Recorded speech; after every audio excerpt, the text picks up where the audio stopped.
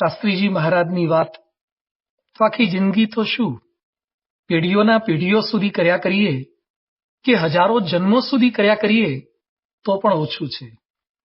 આ શબ્દો છે શાસ્ત્રીજી મહારાજના આદર્શ શિષ્ય અને વાલસોયા વારસદાર પરમ પૂજ્ય પ્રમુખ સ્વામી મહારાજના.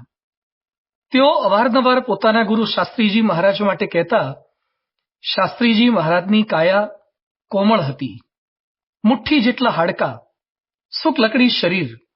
લોકોને લાગે કે આવા શરીરે શું કરવાના, પણ કાર્ય પરથી કારણની ખબર પડે કે કેવા સમર્થ પુરુષ હતા, કેવા યુગ પુરુષ હતા, કેવા અવતારી પુરુષ હતા. પ્રમુખ સ્વામી મહારાજે જ વર્ણવેલ શાસ્ત્રીજી મહારાજના કેટલાક કાર્યો પરથી તેઓના પ્રાગટ્ય પર્વે તેઓનો મહિમા સમજવાનો પ્રયાસ કરીએ. શાસ્ત્રીજી મહારાજનું એક વિરલ કાર્ય હતું, અક્ષર પુરુષોત્તમનો સિદ્ધાંત પાકો કર્યો. લોયાના 18માં મહારાજ કહે છે, આ જે વાત છે એને સૂજે તો આજે સમજો તો એટલી જ સમજવી છે, અને સૂજે તો 100 વર્ષ કેળે સમજો તો પણ એટલી જ સમજવી છે. આ વાત સમજીને એની દ્રઢતાની ગાંઠ પાડ્યા વિના છૂટકો નથી. આ દ્રઢતાની ગાંઠ પાડી આપી શાસ્ત્રીજી મહારાજે. પરમ પૂજ્ય પ્રમુખ સ્વામી મહારાજ લંડનમાં તારીખ 11/11/2006 રોજ બોલ્યા હતા, શાસ્ત્રીજી મહારાજ બહુ વિચક્ષણ પુરુષ હતા, બુદ્ધિશાળી હતા, અને કોઈ વાતનો નિશ્ચય તો શું, પાકું કર્યા સિવાય તેમણે કોઈ કામ કર્યું નથી. એટલે કે આ દ્રઢતાની ગાંઠ તેમણે ખૂબ સંશોધન અને પુરાવા પ્રમાણો એકત્રિત કર્યા પછી પાડી હતી.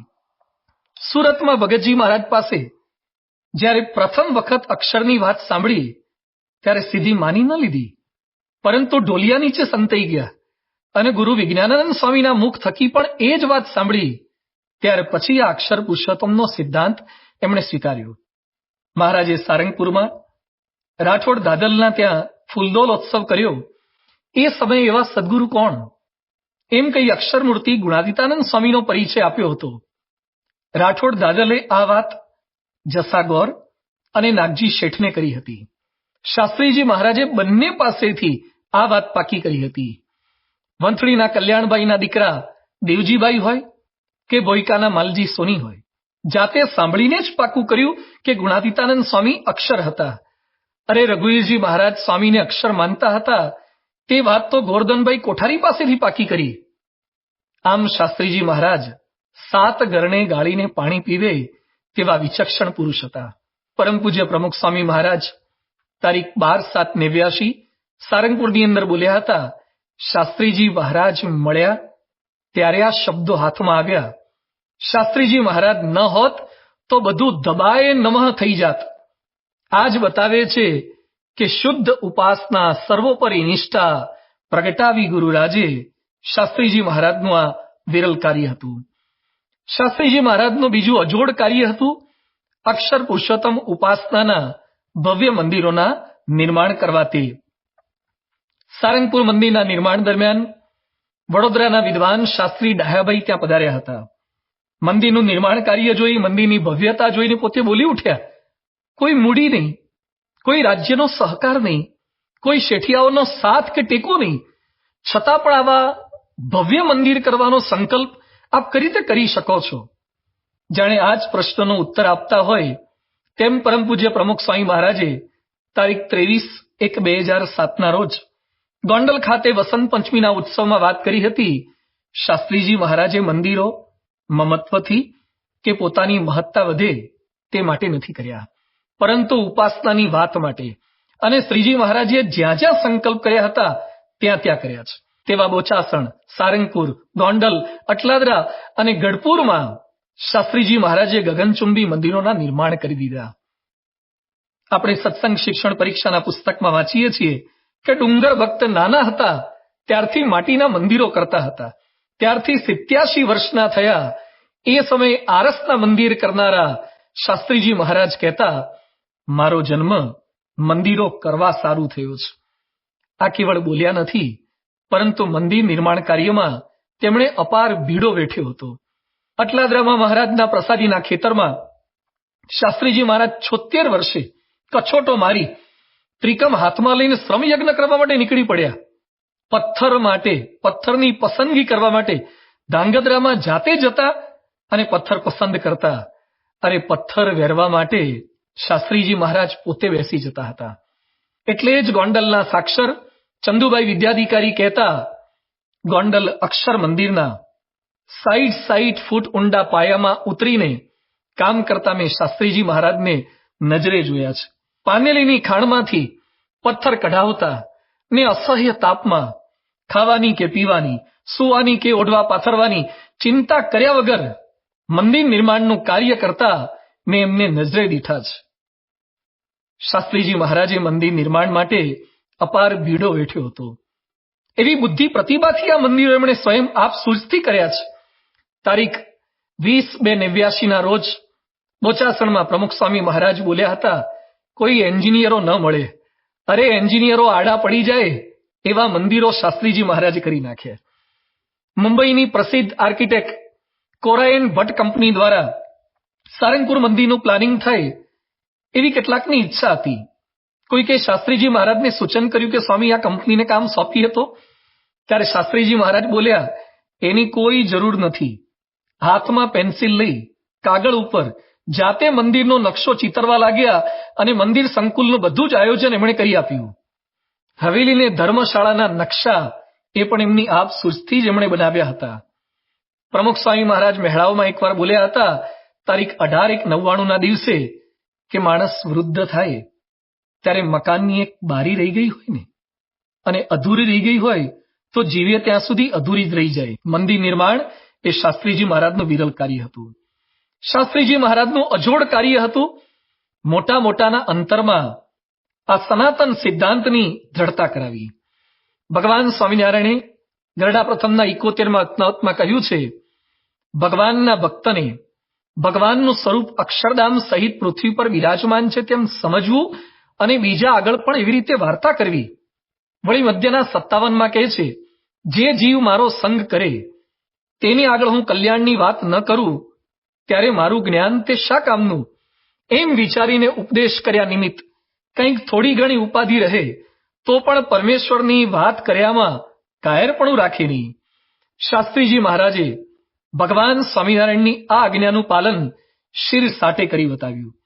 વરતાલમાં માન, મોટપ, સુખ, સગવડ અને સુવિધા બધું જ હતું, છતાં પણ કાંટાળો માર્ગ પસંદ કર્યો કેવળ કેવળ કેવળ ઉપાસના પ્રવર્તનના હેતુથી જ.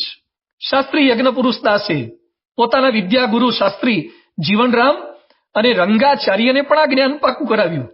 મોટા મોટાની સમજણ શુદ્ધ કરી દેવાનું વિરલ કાર્ય શાસ્ત્રીજી મહારાજે કર્યું હતું.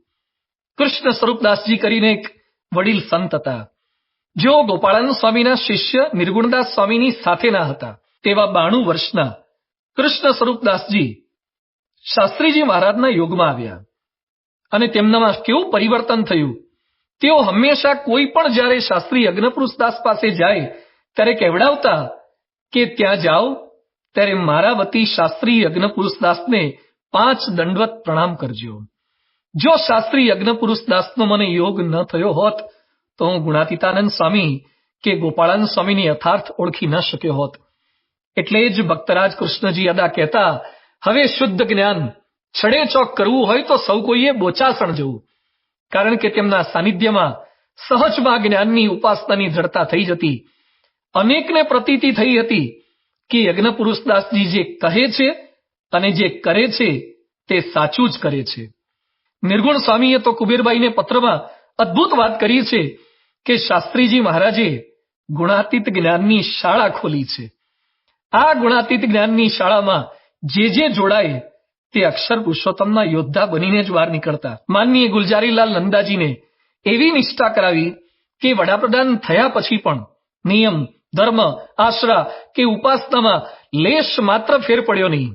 દોલતરામ કૃપાશંકર પંડ્યા હોય કે દાદુભાઈ દેસાઈ, કનૈયાલાલ મુનશી હોય કે હરિપ્રસાદ ચોકસી, આ તમામ બોલ્યા કે શાસ્ત્રીજી મહારાજે જે ઉપાસનાની શુદ્ધિ અને વૃદ્ધિનું અલૌકિક કાર્ય કર્યું છે તે બીજું કોઈ કરી શક્યું નથી.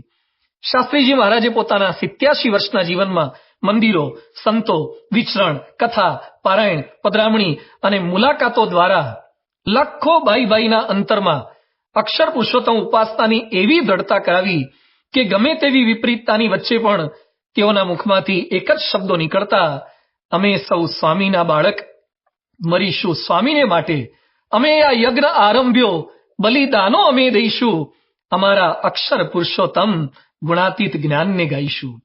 આજે આપણે પણ છડે ચોક નિશંક થઈને ગૌરવભેર નિષ્ઠાસભર સત્સંગ કરી શકીએ છીએ કે બીજાને કરાવી શકીએ છીએ, તેના પાયામાં શાસ્ત્રીજી મહારાજનો અપ્રતિમ પુરુષાર્થ છે.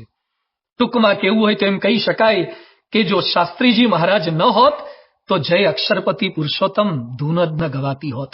ભાવ ધરીને બોલો જય જય અક્ષર પુરુષોત્તમ એ પ્રાર્થના ન સંભળાતી હોત, અક્ષર પુરુષોત્તમના ડંકાના નૃત્ય ન પ્રસ્તુત થતા હોત, ઘર પર અક્ષર, અક્ષર બ્રહ્મ કે અક્ષરધામ એવા લખાણ ન લખાતા હોત, અરે નાના બાળકોના અક્ષર એવા નામ પડતા ન હોત, દુકાનો કે ફેક્ટરીના નામમાં અક્ષર શબ્દ ન હોત, અક્ષર પુરુષોત્તમના ભાષ્ય પણ ન લખાયા હોત, મંદિરમાં કે ઘર મંદિરમાં અક્ષર પુરુષોત્તમની મૂર્તિ કે ઓલ ઇન વન મૂર્તિનો કોઈ સંકલ્પ પણ ન કરી શક્યું હોત, અને આખા વિશ્વમાં વ્યાપેલી અને અક્ષર પુરુષોત્તમ સિદ્ધાંતને વરેલી બીએપીએસ સંસ્થાનું અસ્તિત્વ પણ ન હોત.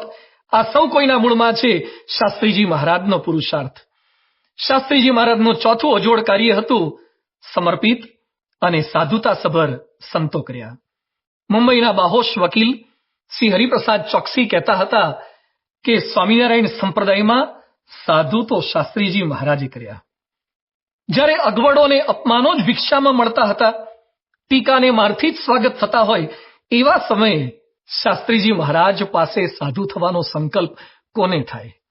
પણ શાસ્ત્રીજી મહારાજની સ્વધર્મ નિષ્ઠા, સિદ્ધાંત નિષ્ઠા અને સત્યનિષ્ઠા જોઈને સમર્થ સુકાનીઓ પણ ભગવા ધારણ કરીને આજીવન શાસ્ત્રીજી મહારાજના સમર્થક, સહાયક અને પ્રચારક બનીને રહ્યા.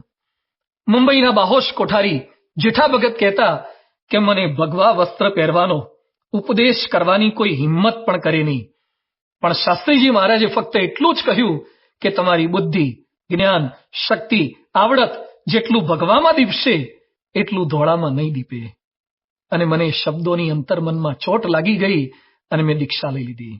શાસ્ત્રીજી મહારાજની સેનામાં અનેક પ્રલોભનો ઠુકરાવીને મુમુક્ષુઓ સંત દીક્ષા ગ્રહણ કરતા હતા. અપેક્ષા શૂન્ય બનીને નિસ્વાર્થ સેવા કરવા માટે શાસ્ત્રીજી મહારાજના સાનિધ્યમાં સંત દીક્ષા ગ્રહણ કરતા હતા. કોઠારી જીભાઈ, ગોરધનભાઈ કોઠારીના મદદનીશ, વિહારીલાલજી મહારાજના પણ કુલ કારભારી, સુરતમાં પણ કોઠારી તરીકે સેવા આપી હતી. જૂનાગઢમાં ભગતજી મહારાજનું સન્માન કરાવવામાં પણ તેમનો ફાળો રહ્યો હતો. એવા જીભાઈ કોઠારી શાસ્ત્રીજી મહારાજ પાસે આવી ગયા, તેમના દાસ બનીને રહ્યા. શ્રીજીપુરા વગેરે ગામોની જમીન સાચવવા માટે વન વગડામાં કોઈ જ પ્રકારની ફરિયાદ વગર એકલા મહિમાથી રહેતા અને સેવા કરતા હતા. શાસ્ત્રીજી મહારાજના એક પત્રે શાંતિલાલ ક્રિકેટ અને અભ્યાસનો ઈશક છોડી નારાયણ સ્વરૂપદાસ બની ગયા. નાનકડા શાંતિલાલમાં આખા વિશ્વને શાંતિ પમાડે તેવા સંતત્વને નિહાળવાની દ્રષ્ટિ કેવળ શાસ્ત્રીજી મહારાજ પાસે જ હતી. જ્યારે અનુભવી સંતો અને ભક્તો પણ નારાયણ સ્વરૂપદાસજીની ઉંમર અને શરીર સામે જોતા હતા, ત્યારે કેવળ સંસ્થા નહીં પણ અનંતકોટી બ્રહ્માંડનો ભાર ઉપાડવાની સામર્થ્ય આ નારાયણ સ્વરૂપદાસજીમાં છે, એવી દ્રષ્ટિ કેવળ શાસ્ત્રીજી મહારાજ પાસે હતી. આવા ગુણિયલ સંતની ભેટ આપવા બદલ પૂરી માનવજાત શાસ્ત્રીજી મહારાજની ઋણી રહેશે. આવી સાધુતાએ સંપન્ન સંતોની પરંપરાના સર્જક હતા બ્રહ્મ સ્વરૂપ શાસ્ત્રીજી મહારાજ. તારીખ 8/2/86 રોજ સારંગપુરમાં પ્રમુખ સ્વામી મહારાજને પ્રશ્ન પૂછાયો કે સ્વામી, આપ આ સંસ્થાને 100 વર્ષ પછી કેવી જુઓ છો? એ સમયે પ્રમુખ સ્વામી મહારાજ બોલ્યા હતા, આ કાર્ય ભગવાન અને સંતનું છે.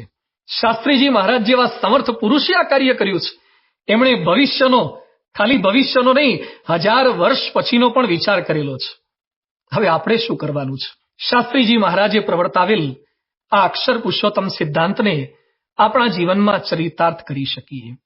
અનેકના જીવમાં અક્ષર પુરુષોત્તમ ઉપાસનાની નિષ્ઠા કરાવી શકીએ અને આ ઉપાસનાના યજ્ઞમાં મન, કર્મ અને વચને આજીવન સેવાને સમર્પણની આહુતિ આપી શકીએ તેવા કૃપા આશીષ વરસાવે, તેવી બુદ્ધિ અને શક્તિ પ્રદાન કરે.